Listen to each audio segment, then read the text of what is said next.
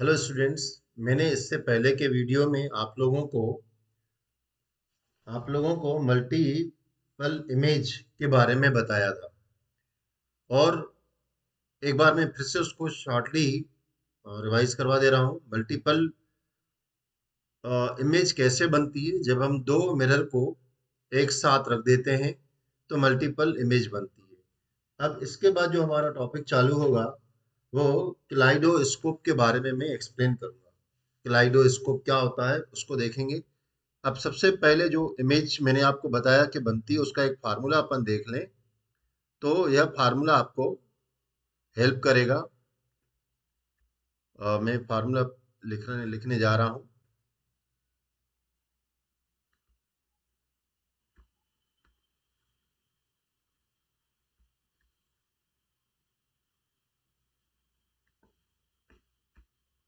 थोड़ा सा वेट करिए।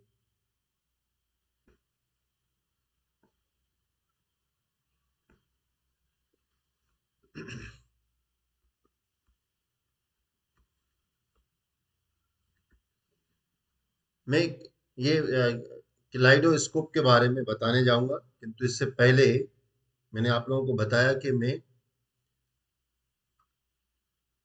आपको इसके फार्मूले के बारे में बताना चाहूंगा। तो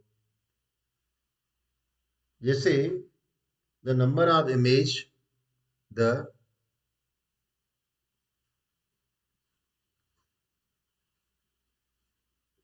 cursor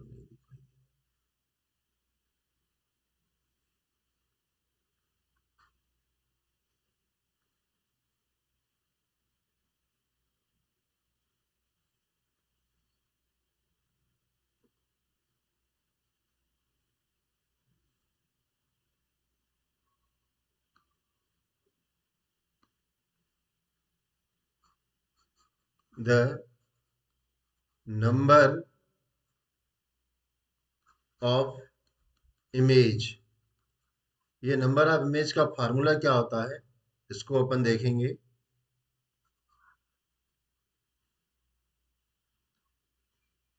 the number of image is equals to 360 degree 360 degree upon angles between mirror, angles between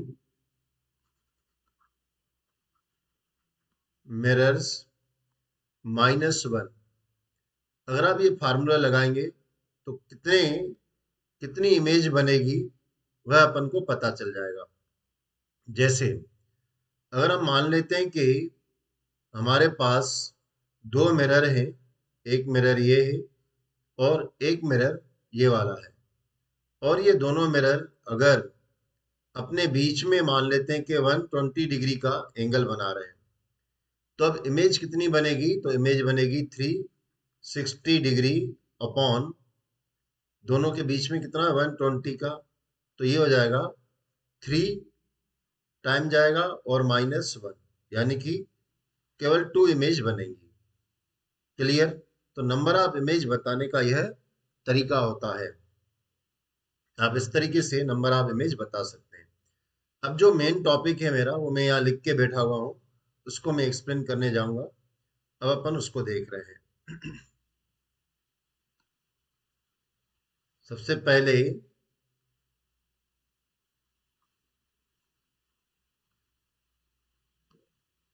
ये जो है किलाइडोस्कोप होता क्या है और ये कैसे बनता है, तो मैं किलाइडोस्कोप को आपके सामने एक्सप्लेन करने जा रहा हूँ, किंतु इससे पहले मैं इसकी थोड़ी सी थ्योरी भी बता देता हूँ। किलाइडोस्कोप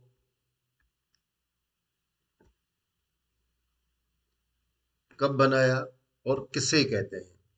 ठीक, तो क्लाइडोस्कोप, आप इसको यहाँ से थोड़ा अपन रीडिंग देखते हैं और ये होता क्या है वो मैं आपको बता रहा हूँ। एक्चुअली क्लाइडोस्कोप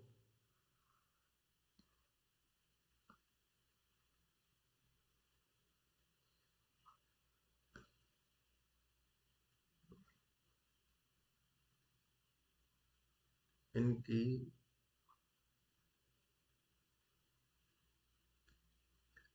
कैलाइडोस्कोप जो है वो एक्चुअली होता क्या है और किसने बनाया? कैलाइडोस्कोप जो टर्म है, टर्म कैलाइडोस्कोप, वो ग्रीक ओरिजिन है। ग्रीक में पहले इसको यूज किया जाता था। इसका मीनिंग यह होता है कि ब्यूटीफुल इमेज, और इसको इन्वेंटेड किया गया था 2050 ईयर, सॉरी 250 ईयर पहले।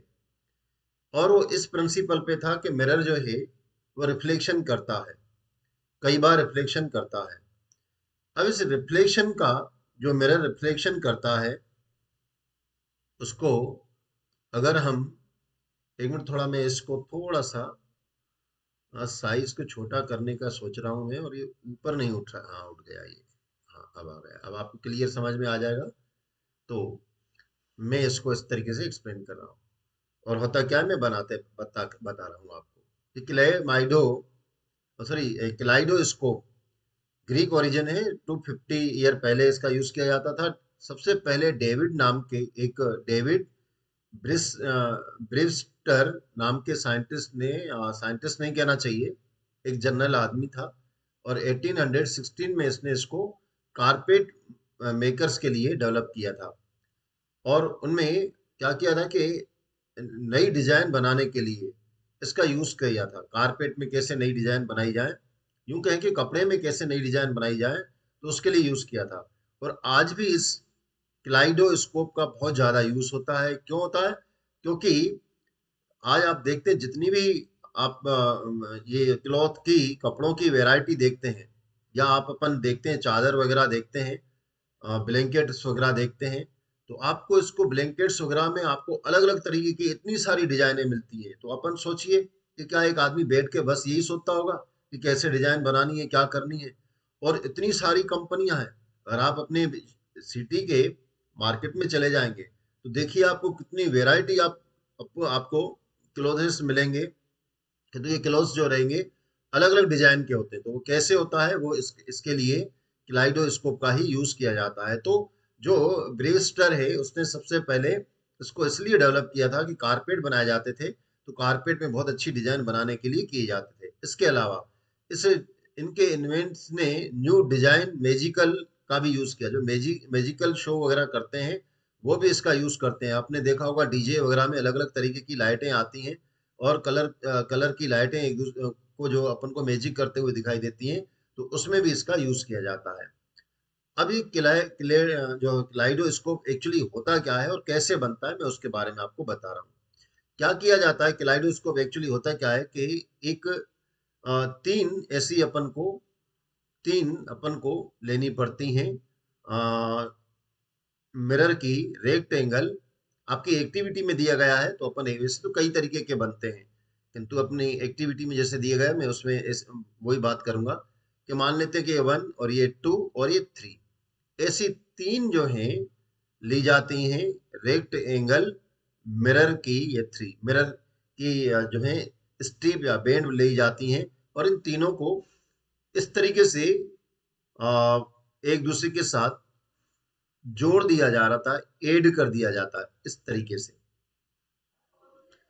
इस तरीके से ये एक ये वाली, तो इस तरीके से इन तीनों को जोड़कर इस तरीके का बना दिया जाता। तो ऊपर अपन को क्या दिखाई दे रहा है, ट्रायंगल, या नीचे क्या दिख रहा है, ट्रायंगल दिखाई दे रहा है। और ये तीन क्या है, तीनों मिरर है। अब इस मिरर को क्या किया जाता है, एक कार्डबोर्ड का सिलेंडर लिया जाता है। कार्डबोर्ड का सिलेंडर लेकर और इसके अंदर इसको रख दिया जाता है। अब ये कार्डबोर्ड का जो सिलेंडर है कुछ इस तरीके का बना हुआ है। कार्डबोर्ड का सिलेंडर कैसे होता है, आपने वो सिलाई वाली देखी होगी, ढेरी जिसको कहते हैं, सिलाई का जो धागा जिसमें रहता है, लपेटा हुआ रहता है, वैसी बिल्कुल ये कार्डबोर्ड की ट्यूब रहती है। उसमें इसको डाल दिया गया है। डालने के बाद क्या किया जाता है, ये थोड़ी सी, बस जो कार्डबोर्ड है इससे थोड़ा सा बड़ा होता है बस। इस कार्डबोर्ड के ऊपर फिर क्या किया जाता है, इस कार्डबोर्ड के ऊपर एक ढक्कन लगा दिया जाता है। मैं थोड़े कलर को चेंज करूं तो कलर अलग अलग तरीके का, तो आपको अच्छा लगेगा। इसके ऊपर क्या किया जाता है, एक और कार्डबोर्ड का ढक्कन लगा दिया जाता है, और उसमें एक छोटा सा होल कर दिया जाता है।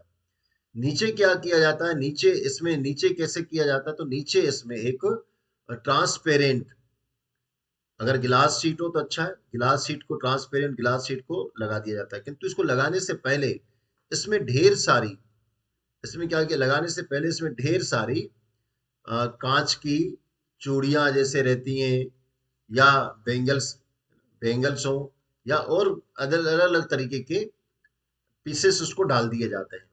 और फिर ऊपर से जब यहाँ पर अपन देखते हैं तो अपन को डिफरेंस टाइप के कलरफुल मैजिकल दिखाई दे रहे होते हैं। इसको अगर आप रोटेट करेंगे तो अलग अलग तरीके के आपको कलर दिखाई देते रहेंगे, और अलग अलग तरीके की आपको डिजाइन दिखाई देगी। इस तरीके से इसमें मल्टीपल रिफ्लेक्शन होता है। इसको अपन क्लाइडोस्कोप कहते हैं। अब आपको जैसे क्लाइडोस्कोप का अगर लिखने के लिए आ जाए तो क्या बताएंगे, तो ये आप सेंटेंस में नहीं लिख के रखा, आप स्क्रीनशॉट लेकर आप इसका आंसर लिख सकते हैं कि term kaleidoscope first used by the Greek Greek origin. It is used for the see beautiful image, or it was invented by invented more than 250 year ago. David का नाम याद सकते तो ठीक है, नहीं तो बताने की जरूरत नहीं है। It is invented for the design of the carpet, so it's also use for the magically property for the create of designs and magic. इस तरीके से अपन क्लाइडोस्कोप के बारे में बता सकते हैं। बाकी एग्जैक्ट आंसर तो आपके सामने ये लिखा हुआ है, आप चाहें तो इसका स्क्रीनशॉट ले सकते हैं। अब मैं इसको रब कर रहा हूं।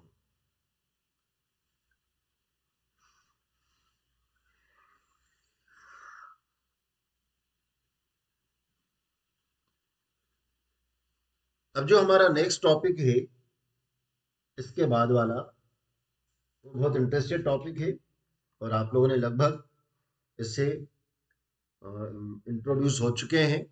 यहाँ पर अपन एक बार फिर से मैं इसकी हेडिंग डालूंगा।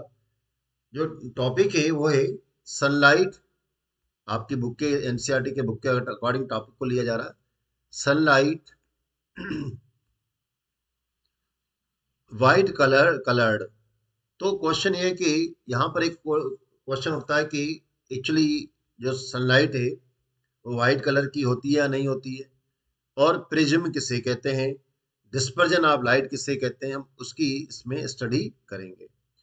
तो सबसे पहले मैं यहाँ पर आपको इन दोनों को एक्सप्लेन करने जा रहा हूँ। क्या है कि सनलाइट वाइट कलर की होती है या कोई और कलर की होती है, अपन उसके बारे में अपन देखेंगे।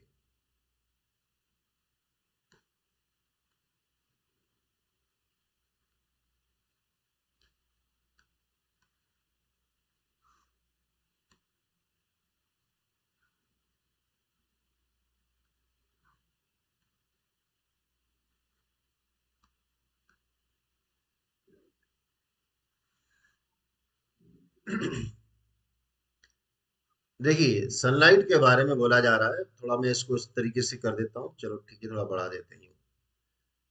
क्या है कि सनलाइट व्हाइट कलर की होती है, पहली बात। दूसरा, यहाँ पर एक क्वेश्चन है, इस क्वेश्चन को आप देखिए। क्या क्वेश्चन है कि what does a prism do do to light. Prism actually होता क्या है, पहले वो देखें अपन, और ये लाइट को क्या करता है। देखो, प्रिज्म है ना, इस तरीके की एक गिलास का बना हुआ, इसमें कितने, तीन रेक्टेंगल्स, सॉरी, तीन ट्राइंगल्स होते हैं। तो इसको, आपको इसको डायग्राम भी इसका बता रहा हूँ मैं, मतलब इसका इमेज भी बता रहा हूँ, किंतु पहले मैं बना के बताऊं कैसे होता है। क्या होता है कि इस तरीके की तीन, एक ये वाला, और एक ये वाला, और एक पीछे होता है। तो एक गिलास का तीन, थ्री ट्राइंगल स्लेब, और नीचे एक ट्राइंगल, नीचे एक होता है ना, टोटल चार होते हैं इसमें। जब इसके ऊपर व्हाइट लाइट, पहले क्या समझा जाता था कि लाइट जो है व्हाइट कलर की है, किंतु न्यूटन ने सबसे पहले इसके बारे में बताया था। न्यूटन ने क्या करा था कि जब लाइट को इसके ऊपर पास किया, तो लाइट की रे सेवन कलर्ड में, डिफरेंट डिफरेंट कलर्ड में, इस तरीके से अलग अलग कलर की, ये थोड़ा मैंने एक एक आप जल्दी आपको बताने के लिए बता दिया है, कलर में स्प्लिट हो गई। तो प्रिज्म क्या करता है, प्रिज्म इट्स अ सर्टेन, ये क्या करता है, जो लाइट की रे है उसको सर्टेन एंगल से उसको स्प्लिट कर देता है। What does a prism do to light? When light pass on the prism, it split different wavelength of light in different angles. Such type of the colorful different waves of the light is known as spectrum. तो colourful होता है तो उसको screen पे अपन को दिखाई देता है, उसको अपन स्पेक्ट्रम कहते हैं। Clear? What is the spectrum? When white light pass on the prism, prism splits white lights into its seven components which is known as spectrum of light. Seven components कौन सा होता है? आपने पढ़ा होगा वेब गियोर, है ना? वेब गियोर, वेब ग्यो V V VIBGYOR आई है यहाँ पर, मैंने थोड़ा सा और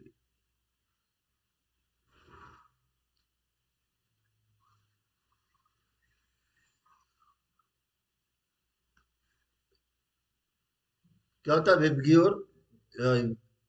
we I G O R, V for violet, I for indigo, G for green और Y for yellow, O for orange और आर फॉर रेड। तो इस तरीके से लाइट की रे को सेवन कलर में क्या कर देता है? स्प्लिट कर देता है। कौन? प्रिज्म।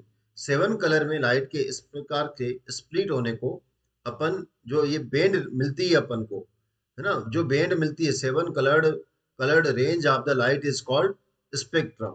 और स्प्लिट होने की, लाइट को स्प्लिट होने को अपन डिस्पर्जन ऑफ लाइट कहते हैं। देखिए दोनों में डिफरेंस क्या है कि when a seven colored range of light obtained on screen, this seven colored line of rays of light is known as spectrum, उसको स्पेक्ट्रम कहा जाता है। और डिस्पर्जन किससे कहते हैं? डिस्पर्जन का एक, देखो, डिस्पर्जन का एक ही मीनिंग है कि व्हाइट लाइट को उसके कंपोनेंट में तोड़ना, स्प्लिट करना।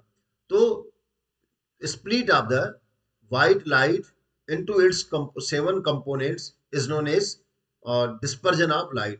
इन दोनों में डिफरेंस ये है। अब मैंने आपको कहा कि मैं इसके थोड़े डायग्राम बता रहा हूँ, तो उसको, उस डायग्राम तो नहीं कहना चाहिए, इसके इमेज बता रहा हूँ, उसको देखिए।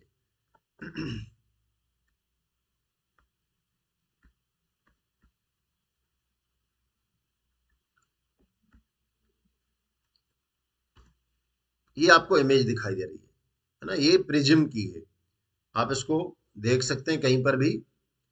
इसमें आपको क्या खासियत दिखाई दे रही है, थोड़ा सा फिर से बड़ा करके बता रहा हूँ, ठीक है ना? इसमें देखिए रेड कलर ऊपर है और वायलेट नीचे है, ऊपर से नीचे तक ये सेवन कलर्ड है। तो व्हाइट लाइट जब प्रिज्म के ऊपर जाती है तो क्या हो जाता है? वो स्प्लिट हो जाती है सेवन कलर में। तो ये सेवन कलर का जो बैंड है, ये पूरा सेवन कलर का बैंड, इस सेवन कलर के बैंड को अपन क्या बोलते हैं? इसको अपन स्पेक्ट्रम बोलते हैं, स्पेक्ट्रम। ठीक। और डिस्पर्जन जो अभी मैं एक्सप्लेन करने जा रहा हूँ, तो डिस्पर्जन किससे कहेंगे? तो डिस्पर्जन का मतलब होता है स्प्लिट होना, लाइट का स्प्लिट होना, ठीक है ना? तो स्प्लिट ऑफ लाइट, तो स्प्लिट ऑफ लाइट लिख देता हूं मैं, split of light. Split of light को अपन क्या कहते हैं? स्प्लिट ऑफ लाइट को अपन अपन बोलते हैं डिस्पर्जन, डिस्पर्जन ऑफ लाइट। इसको अपन डिस्पर्जन ऑफ लाइट कहते हैं। तो इस तरीके से अपन ने इस लाइट के बारे में देखा। क्लियर? अब मैं, ये प्रिज्म है, इसको हटा देता हूं और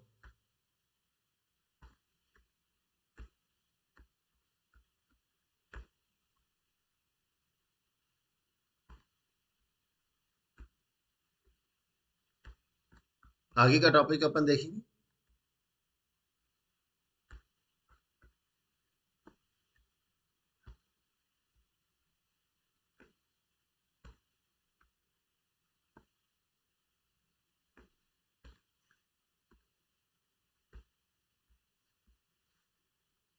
अब अपन नेक्स्ट टॉपिक देख रहे हैं इसका। जैसे पहले इस क्वेश्चन के आंसर को देखो, डिस्पर्जन ऑफ लाइट अगर आ जाए तो आप इसको लिख के आ सको, तो इसलिए मैं आपको ये आंसर भी यहाँ पर दे देता हूँ, आप इसका स्क्रीनशॉट लेना चाहें तो ले सकते हो।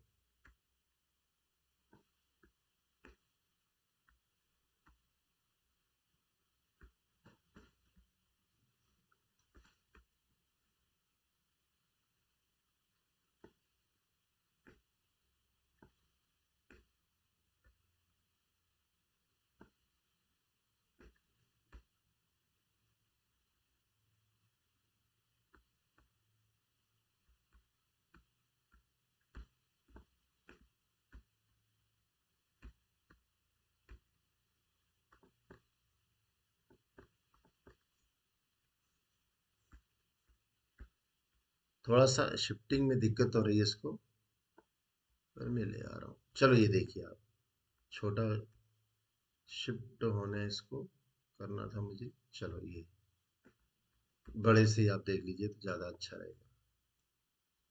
ठीक है,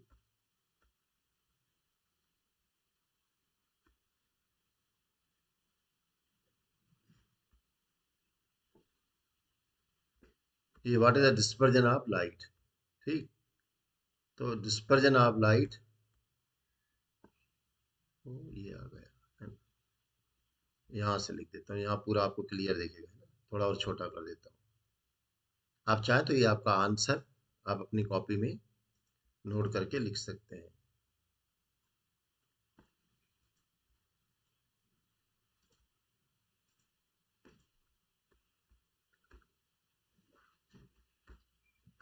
अरे यार, ये इसको उठाने की दिक्कत है वो।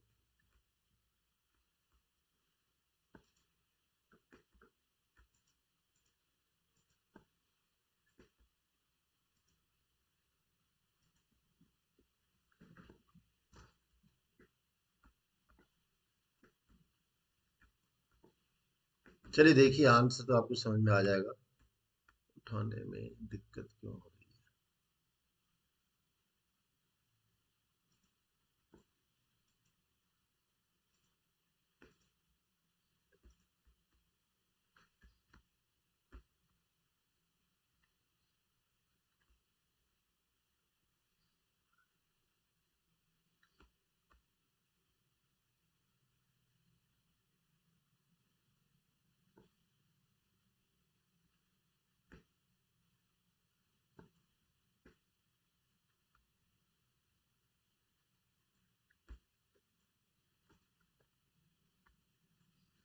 तो इस तरीके से आप इसको इन दो पीस में शायद बढ़ जाए। हाँ, ये अच्छा।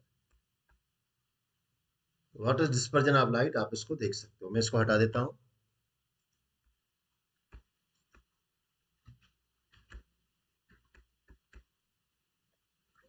अब नेक्स्ट टॉपिक है अपना डिस्पर्जन ऑफ लाइट के लिए एक एक्टिविटी दी गई है।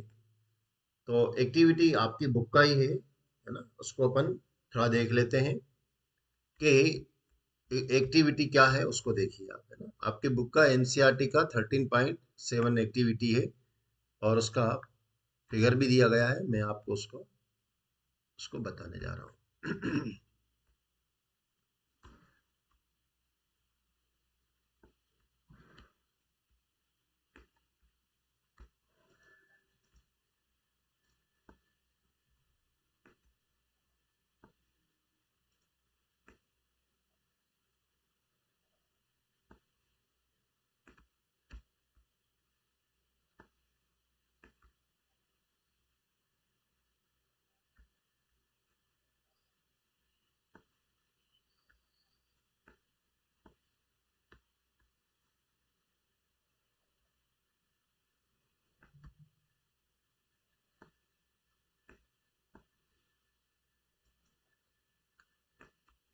ये एक्टिविटी आपकी बुक में दी गई है। थोड़ा सा बड़ा करो एक्टिविटी को, ऐसा होगा। किराए के डिस्पर्जन ऑफ लाइट को कैसे करेंगे, कह रहे हैं आप एक प्लेन मिरर लीजिए। बहुत बढ़िया एक्टिविटी है, आप खुद करके देख सकते हो। मैं इसको पूरा पढ़ने से पहले आपको एक्टिविटी बता देता हूँ एक्चुअली है क्या। कह रहा है कि आप क्या करिए, एक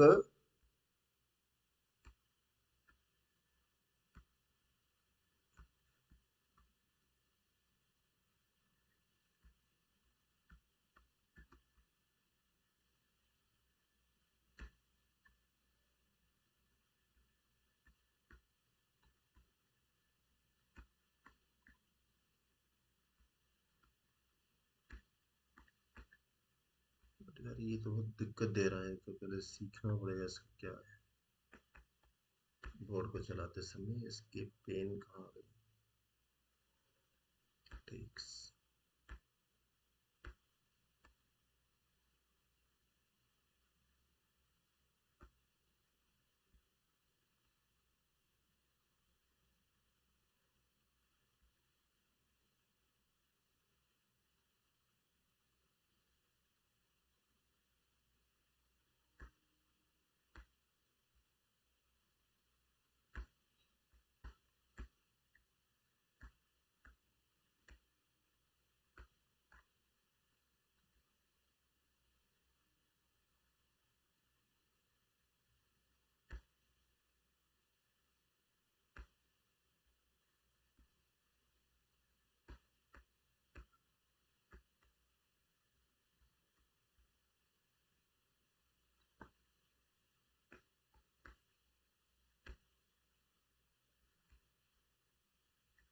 क्या है कि ये आपको एक्टिविटी में आपको क्या करना होगा, आप इसको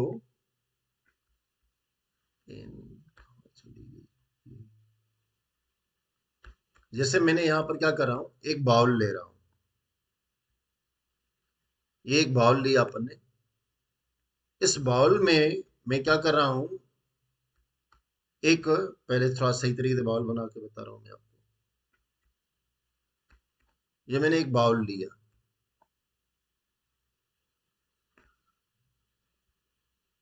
कुछ थोड़ा सा मैंने इसको इस तरीके से करके खुद जानबूझ के रख दिया है, ऐसा अपन को रखना है। इस बाउल में अपन क्या करेंगे, इस बाउल में अपन पानी भर देंगे, वाटर। ठीक, अपन इसमें वाटर भर देते हैं।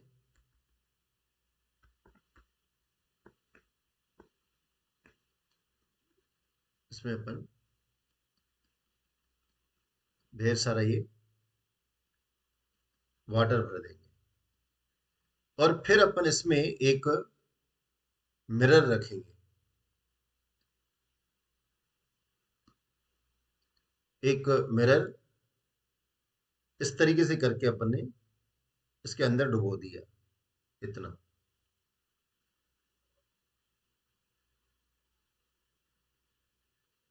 इस तरीके से अपन ने डुबो दिया, और इसके ऊपर अपन सनलाइट को आने देंगे। अपन इसको इस तरीके से देंगे ताकि सनलाइट भी आ सके। सपोज यहाँ पर सन है और यहाँ से सनलाइट आ रही है, ठीक, और यहाँ से सन की रेज आ रही है, यहाँ से इसके।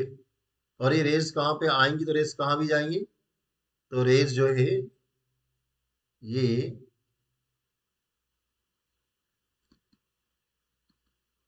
अच्छा, इसकी थोड़ी मैं लाइट, तो ये रेज जो है आपकी कुछ इस तरीके की आएंगी, और कुछ रेज बिल्कुल पानी के अंदर चली जाएंगी। तो पानी और वाटर और इसके बीच में जो रेज आ रही है ये वाली, यहां से रेज जो निकलेंगी, इस तरीके से निकलेंगी ये रेज। और यहां पर अपन क्या करते हैं, व्हाइट वॉल हो, सपोज एक वॉल है, यहां पर इसको आने देंगे। तो ये रेज, ये व्हाइट अगर वॉल नहीं हो तो अपन क्या करेंगे, यहाँ पर व्हाइट पेपर लगा देंगे। व्हाइट पेपर लगा दिया, अब क्या हो जाएगा कि लाइट की रे जब इस पे टकराएगी तो आपको ये कलरफुल लाइट लगेगी। जो कलर आपको मैंने कहा ना रेनबो, तो आपको रेनबो वाली, है ना, रेनबो वाला कलर आपको दिखाई देगा। 7 कलर की स्पीड यहाँ पर आपको दिखाई देगी। तो यहाँ इस एक्टिविटी में अपन को पता चला कि लाइट की रे, एक बार शॉर्ट में बढ़िया तरीके से अपन डायग्राम बना के इसको और समझ लेते हैं कि ये सपोज बाउल है, और इस बाउल में अपन ने क्या कर दिया है, वाटर डाल दिया है, इस बाउल में वाटर डाल दिया है, और फिर इस पे ऊपर अपन ने क्या करा, एक मिरर को इस तरीके से करके थोड़ा डुबो के, इस तरीके से डुबो के अपन ने एक मिरर को रख दिया। ये मिरर है अपने पास, ठीक है ना। और मिरर रखने के बाद यहाँ पर अपन मान लेते हैं कि थोड़ा सा कलर को मैं डार्क कर लूं, तो व्हाइट कलर, ये येलो तो दिखाई नहीं देता है। खैर ठीक, फिर से कर रहा हूं मैं। तो क्या है कि सपोज यहाँ पर सन है और यहाँ से लाइट आ रही है। लाइट कहाँ पर जा रही है, यहाँ से अपन लाइट को ला रहे हैं और इस लाइट को अपन सन से ले आके सीधा ये पानी में भी जा रही है, वाटर में जा रही है। वाटर से आने के बाद ये लाइट क्या कर रही है, यहाँ से रिफ्लेक्ट हो रही है। तो जहाँ लाइट रिफ्लेक्ट हो रही हो ना, उस रिफ्लेक्ट लाइट को अपन व्हाइट वॉल पर पहुंचा देंगे। अब व्हाइट वॉल नहीं हो तो क्या करेंगे, अपन एक पेपर लगा देंगे। इस पेपर पे अपन को कलरफुल अपन को दिखाई देगा, बैंड दिखाई देगा। तो ये कलरफुल बैंड एक्चुअली है क्या, तो अपन को याद रखना है कि ये जो कलरफुल बैंड है वो तब बनी क्योंकि पानी ने, वाटर ने और मिरर ने, देखो वाटर और मिरर दोनों ने मिलकर क्या किया, दोनों ने मिलकर प्रिज्म का काम किया। यानी दोनों ने प्रिज्म बनाया है, ठीक है ना, दोनों ने प्रिज्म को बना दिया। तो इस तरीके से अपन, ये थोड़ा सा नहीं, फिर इसको ही हटा देगा ये। तो क्या हो जाएगा कि इस तरीके से अपन इसको इस एक्टिविटी के थ्रू देखेंगे कि जब अपन गिलास इसमें अपन मिरर रखते हैं बाउल में और वाटर भर देते हैं, तो वाटर और मिरर दोनों मिलके प्रिज्म बनाते हैं, जिसके कारण वॉल पे अपन को कलरफुल दिखाई देती है, बेंड प्राप्त होती है कलरफुल। इस कलरफुल बेंड को ही अपन क्या बोलते हैं, रेनबो बोलते हैं। तो ऐसा क्वेश्चन आ जाए रेनबो किसे कहते हैं, तो हम उसको एक्सप्लेन कर सकते हैं कि रेनबो क्या होता है। बात क्लियर हुई। तो ये रेनबो मैंने आपको यहाँ बताया कि ये जो है आपका जो है वाटर और प्रिज्म, क्या वाटर और मिरर क्या करता है, प्रिज्म का काम करता है, प्रिज्म बनाता है। तो इस तरीके से अपन ने इसको देखा अपन ने। ठीक, अब नेक्स्ट टॉपिक को एक्सप्लेन करने जा रहा हूं, उसको देखिए। ये आपका है रेनबो किसे कहते हैं और कैसा होता है, उसको अपन समझ लें। और रेनबो कैसे बनता है, तो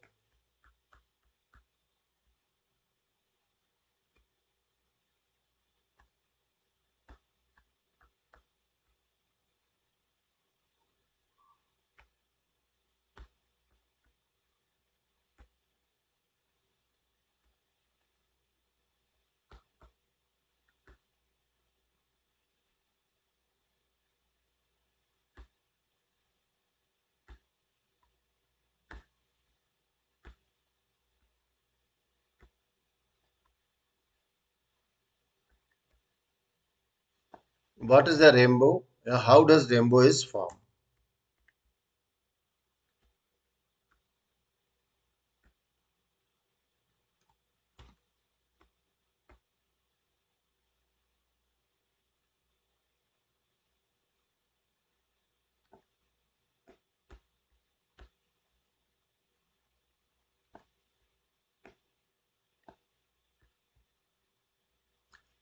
What is rainbow and rainbow, how is a rainbow form?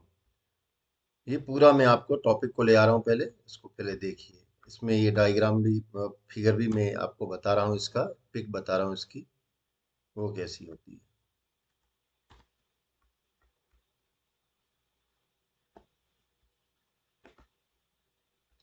ये पिक है इसकी, आपने ये अक्सर देखा होगा कि रेनबो कुछ इस तरीके का बना हुआ होता है और रेनी सीजन में दिखाई देता है। एक बार फिर से इसको देख लो।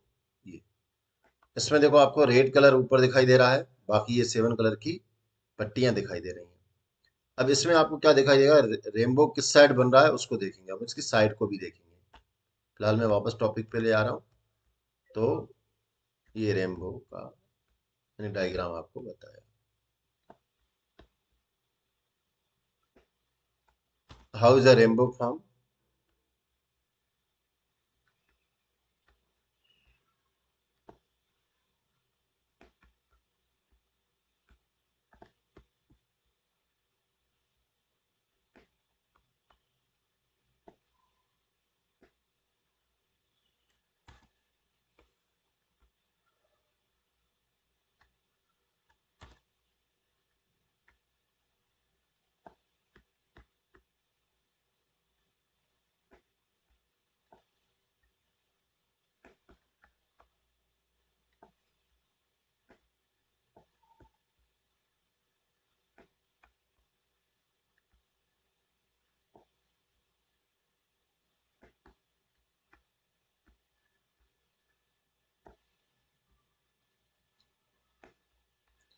अब क्वेश्चन है इसमें, how is the rainbow form, how does the rainbow form, rainbow कैसे बनता है, मैंने इसको आपको बता दिया।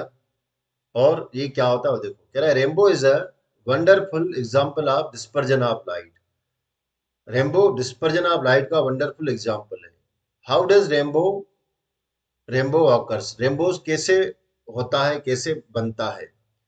After a rain shower there are droplets, जब बारिश होती है तो जो पानी की बूंदें गिरती हैं, सस्पेंड होती हैं, उनके ऊपर पड़ती है लाइट। तो बच्चों जो लाइट पड़ती है वाटर के ड्रॉप्स पे, वो हर एक वाटर की ड्रॉप्स अपने आप में एक प्रिज्म का काम करती है। जब वो लाइट की रे उस ड्रॉप के ऊपर जाती है तो हर एक लाइट जो वाटर की ड्रॉप से वो प्रिज्म का क्योंकि काम करती है, इसलिए हर एक लाइट वंडरफुल कलर में, ब्यूटीफुल नेचुरल, ब्यूटीफुल 7 कलर में कलर को प्रोड्यूस करती है और एक रेनबो बन जाता है। इस तरीके से जो रेनबो रहता है वो नेचुरल फिनोमेनन है, और जो कि नेचुरल यूं कहेंगे कि डिस्पर्जन ऑफ लाइट भी है। इसका आंसर देखो, व्हेन कह रहा है कि when sunlight pass through water droplet it split into 7 colour, वो 7 कलर में लाइट टूट जाती है। Water droplets act as a small prism, water की जो ड्रॉप होती है वो क्या करती है, एक स्मॉल प्रिज्म की तरह, इस तरीके से वाटर की ड्रॉप जो रहती है ना, आप कभी ड्रॉप देखेंगे ढंग से तो कुछ यूं यूं टाइप की हुई होती है, यूं यूं। तो वाटर की ड्रॉप के ऊपर जब लाइट पड़ती है तो वो 7 कलर में उसको कन्वर्ट कर देती है, 7 कलर में डिवाइड कर देती है। तो वाटर की ड्रॉप एक स्मॉल प्रिज्म की तरह क्योंकि काम करती है, इसलिए यह जो है कलरफुल अपन को लाइट दिखाई दे, कलरफुल रेनबो अपन को दिखाई देता है। अब यहाँ पर अपन आंसर को देखेंगे, when a light ray passes through the water droplets it is split into 7 colour, the water droplet act as a small prism, water की ड्रॉपलेट स्मॉल प्रिज्म की तरह काम करती है। The rainbow is one of the most beautiful natural phenomenon, it appear in the sky when rain and sunlight occur simultaneously, जब बारिश और sunlight एक साथ दिखाई देते हैं तब ये अपन को दिखाई देती है। आप चाहें तो इसका स्क्रीनशॉट ले लें, मैं इसको रब कर रहा हूँ। इसमें जो मेन चीज होती है उसको अपन देखेंगे क्या है, उसमें किस साइड से कैसे रेनबो बनता है। जैसे क्या होता है कि रेनबो हमेशा आपको याद रखना है, रेनबो जहां सन की साइड होती है उसके जस्ट अपोजिट में बनता है, यह अपन को ध्यान देना है। ठीक है ना, तो इसको भी मैं आपको बता देता हूँ और इसकी क्या खासियत थी वो भी अपन देखते हैं। तो कंडीशन क्या होती है रेनबो बनने के लिए, मतलब अपन वो देख रहे हैं, what is the condition of formation of rainbow. तो ये कंडीशन देखो रेनबो के लिए क्या होती है।